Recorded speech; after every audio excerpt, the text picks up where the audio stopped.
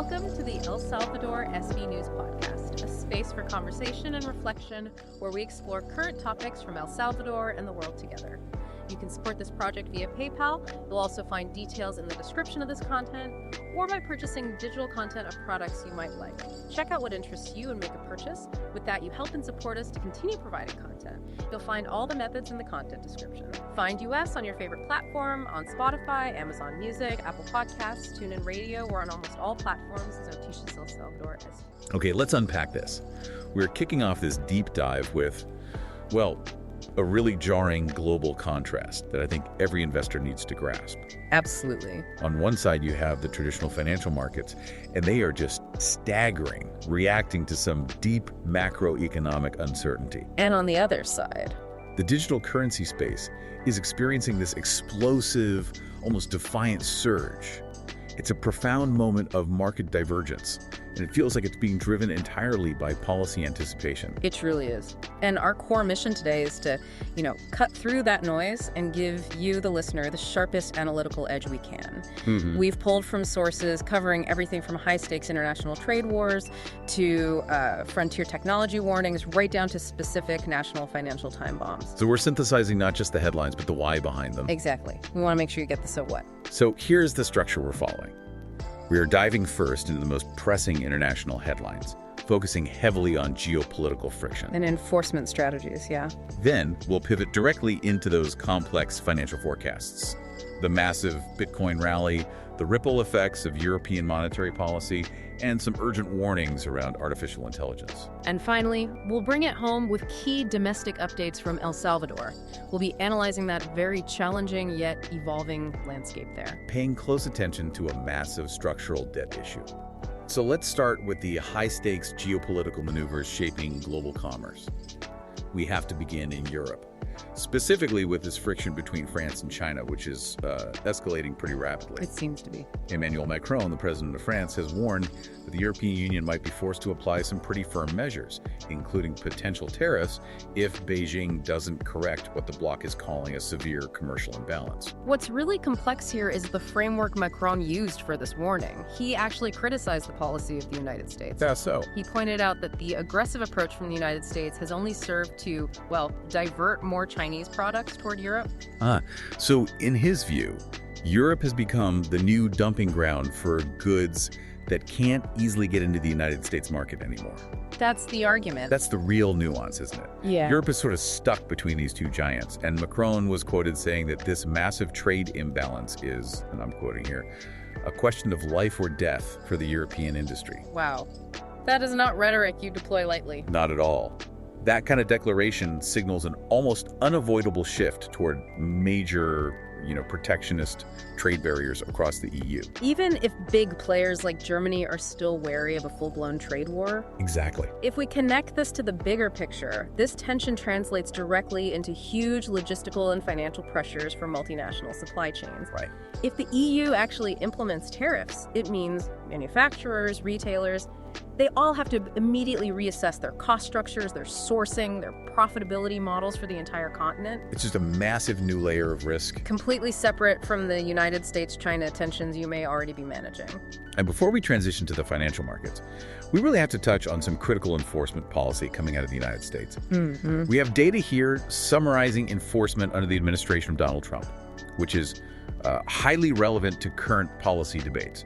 Immigration and Customs Enforcement, or ICE, detained 75,000 individuals without a criminal history in the first 9 months of that government. 75,000. That is a crucial data point when you're analyzing enforcement priorities. It really is. It shows a significant focus on, let's say, general population sweeps, rather than just prioritizing individuals with serious criminal records. Precisely. And in addition to that, the United States government launched a specific multi-country operation that targeted Salvadoran, Guatemalan, and Honduran migrants in New Orleans. A targeted operation? Very. And sources indicate that during this period, federal agents reportedly impeded the Naturalization Act of immigrants in the United States, specifically because of their countries of origin. So it points toward highly targeted, large-scale, country-specific initiatives. Yes. That complexity of enforcement and geopolitical risk, it really sets the stage for the dramatic economic shockwaves we saw kick off the week. A perfect setup. Our sources capture this dynamic perfectly. They highlight the massive divergence in asset classes. In fact, the headline reads, "Stocks stagger, Bitcoin takes off. The start of Wall Street's Monday shock." That simple phrase just perfectly summarizes the paradoxical investing environment we're in right now. Traditional stocks are shaky, but Bitcoin is absolutely flying. I saw that. It managed to recover and hold the $92,000 mark during the Asian session on December 8, 2025. And this ascent is directly connected to a renewed aggressive optimism around a potential rate cut by the Federal Reserve, the Fed. So hold on, it's confidence in an anticipated policy change that's fueling this, not some underlying verifiable economic strength. Exactly. This feels like a policy-driven speculative rise. The market is pricing in cheaper access to credit, anticipating that easing monetary policy makes safe, low-yield assets like bonds far less attractive. So that pushes capital toward higher risk, higher reward vehicles like cryptocurrencies. And we saw that with Ethereum too, right? We saw the correlation clearly. Ethereum, the second largest crypto, also registered an increase close to 3%. The volatility is still high, of course, but the crypto market is clearly betting on the direction of the Fed's next move. Treating Bitcoin as a risk-on asset. And one that's benefiting from forthcoming liquidity. Now let's look at the other side of the Atlantic, because European rates introduce a whole other complex set of global ripples. Okay. A potential interest rate hike by the European Central Bank, or BCE, in 2026. Well, that could create some very interesting contrasting effects for United States stocks and, for your personal portfolio. So explain that. How does a rate hike thousands of miles away affect an investor in New York? It's fascinating because of the dual impact. On one hand, a BCE rate hike is designed to strengthen the euro against the dollar. This benefits United States multinational corporations. Think giants like Apple, Microsoft, Procter & Gamble, or Nike that have huge revenue exposure in Europe. So when they bring those euro profits back home, they're worth more dollars. It boosts reported earnings. But wait, doesn't a stronger euro simultaneously make American-made goods or goods priced in dollars more expensive for European consumers? Couldn't that cut into sales volume? That is the essential counterargument, and it's why the situation is so complex. Okay. So while the currency translation helps the top-line revenue, simultaneously, this global monetary tightening pressures overall equity valuations everywhere. Because the cost of borrowing goes up globally. Exactly. Higher rates in Europe increase the global cost of capital. And that higher cost makes sectors that are really sensitive to interest rates, like technology growth stocks, utilities, and REITs, much more vulnerable to a correction. So it could even pull money out of the United States stock market. It could. Higher yields on European sovereign debt might draw institutional capital away, putting pressure on asset prices across the board. So investors have to diligently review both the geographical and the sectoral exposure of their portfolios right now. European policy is hitting different industries in the United States in radically different ways. That's the bottom line. Okay, let's turn now to emerging technology. Here, the complexity isn't just financial, it's regulatory, and it carries a huge implicit financial threat. You're talking about Sundar Pichai. I am, the CEO of Google and Alphabet. He delivered a very stark message, calling for the United States to establish a clear, unified federal regulation on artificial intelligence. This is a massive, pressing issue, and it gets to the heart of what Pichai calls fragmentation. He cited the fact that right now there are over 1,000 bills debating AI across various state legislatures. 1,000 bills, just think about that. 1,000 competing visions for how to manage a revolutionary technology. It's a regulatory mess. And his primary concern is that this uncoordinated regulatory mosaic threatens the United States' competitive edge against powers like China. He fears it will stifle innovation through uncertainty, while also failing to provide adequate security, because any effective security measure needs to be national. It needs uniformity. And he coupled that regulatory plea with a serious financial warning that we just cannot ignore. The bubble warning. The bubble warning. Pichai cautions specifically about the mounting risk of a bubble in the AI sector. He openly compared the rapid investment expansion and the dizzying valuations to the irrationality of the dot-com era. Comparing the current AI fervor to the dot-com bust is a massive signal. It's huge. And he warned, that if that bubble bursts, no company, not even Google, would be completely protected from the fallout. It raises a fundamental question about balancing aggressive innovation with, financial prudence. Especially in dual-use technologies that, as Pichai noted, carry both incredible potential and incredible danger. The underlying tension here is just crystal clear. The pace of technology is outpacing the pace of effective governance. And that friction is creating systemic financial risk. Now, we shift our focus entirely to El Salvador. We're going to look at key domestic news, where we see this incredible contrast between, security success and structural financial failure. A real duality. Starting with the security side, El Salvador is reporting some very positive achievements. The government announced 7 consecutive days with 0 homicides in December 2025. That's a significant metric. It is. And additionally, the government reported they've successfully dismantled 7 structures of transnational organized crime. And those security metrics, they provide a tangible foundation for public stability, which is, of course, essential for any economic growth. And we should also note some positive agricultural news. More than 35,380 quintals of coffee were obtained in the first month of the 2025-2026 harvest. A quintal is what, about 100 pounds? Roughly, yes. So solid production continues. And on the social side, the government has habilitated the 6th stage of Dr. SV, which attends to children and adolescents. However, there was a political nuance here we uncovered.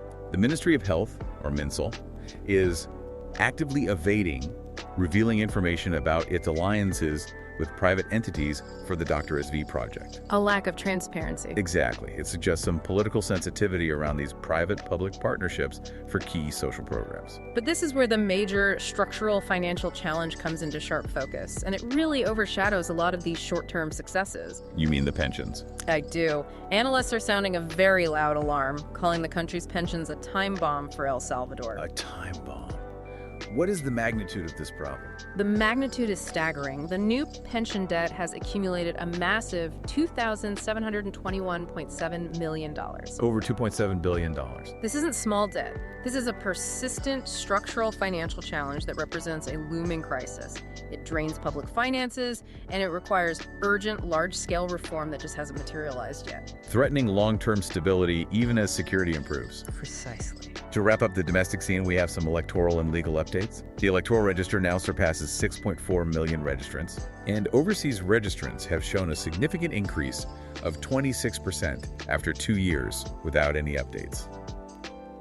It's also important to note the legislative mandate here. What's that? Votes cast with a Salvadoran national identity card, the DUI from abroad, are specifically charged to the San Salvador district. So all the diaspora votes get counted in the capital. That's right. And the registration period closes October 30th, 2026. A significant logistical update for managing diaspora voting. And finally, in high-profile legal news, Ernesto Moixant, the former mayor of San Salvador, has appealed his 4-year prison sentence. Which was for failure to fulfill his duties while in office. Correct. What a dense stack of sources. Let's briefly review the major takeaways from this deep dive. Let's do it. Globally, we are grappling with this dual market reality. You have the visible shock and staggering performance on Wall Street, contrasted with the strong, policy-driven surge in Bitcoin. All fueled by the expectation of a Federal Reserve rate cut. And that market divergence, that defines the immediate financial landscape.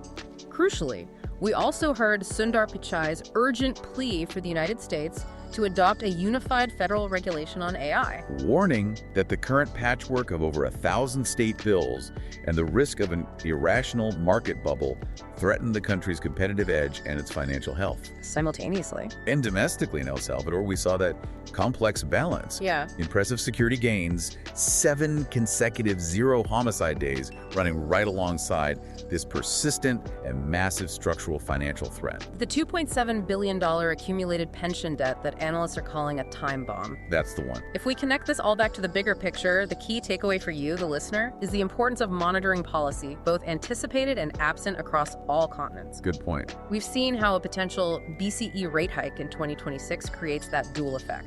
It strengthens the euro, which inadvertently boosts revenue for United States multinational corporations, while simultaneously depressing overall equity valuations globally because the cost of capital goes up. That's the complex policy ripple you need to be watching. Which brings us to our final provocative thought. Okay. We see Bitcoin succeeding because of the anticipation of policy, that Fed cut, which drives pure speculative confidence. Right. Conversely, AI faces an existential threat defined by the absence of unified policy, despite the clear and present danger of a financial bubble. So, what happens when that speculative market confidence, like we're seeing in AI investment, collides with complex, uncoordinated regulation? Especially in these dual-use technologies that, as Sundar Pichai noted, can be both incredibly beneficial and incredibly dangerous. Exactly. This tension, this friction between market speed and policy gridlock. Yeah. That is the core conflict that's going to define the next year. We are committed to providing continuity and quality for this deep dive. If you found value in this conversation, please remember your collaboration through PayPal or purchasing our digital content, the links are in the description, is really essential. It helps us keep going and growing. But before we go, let's leave you with one final thought to mull over. Considering the incredible fragility and cost of the global centralized infrastructure that the Cloudflare failure exposed, how does the push for decentralized systems, like Bitcoin, offer a genuine path to greater security and reliability for nations like El Salvador? An essential question for the future. Thank you so much for joining us for this deep talk. We'll catch you next time. Goodbye.